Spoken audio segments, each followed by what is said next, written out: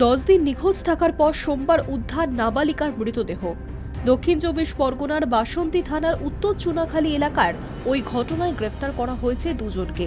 সোমবার রাতেই পুলিশ তদন্ত শুরু করে। ধৃতরা ওই এলাকার বাসিন্দা বলেই জানা গিয়েছে। কী কারণে এই খুন তা নিয়ে উঠছে প্রশ্ন।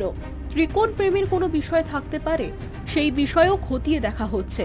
যদিও পরিকল্পনা করেই এই খুন তেমনই প্রাথমিকভাবে মনে করছে পুলিশ। ধৃতদের নাম বুদ্ধদেব ভট্টাচার্য ও দীপেন কয়াল।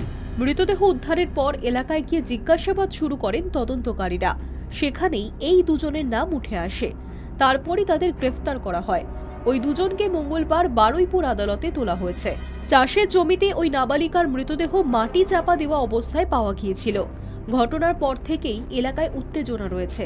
স্থানীয়দের অভিযোগ, ওই নাবালিকাকে ধর্ষণের পর খুন করা হয়েছে।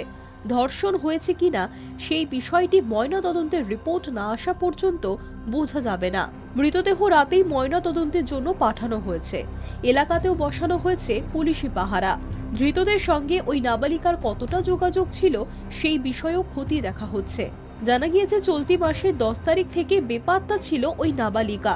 বাসন্তী থানায় অভিযোগ জানিয়েছিলেন পরিবারের সদস্যরা, কিন্তু বছর 14 ওই নাবালিকার কোনো খোঁজ মেলেনি।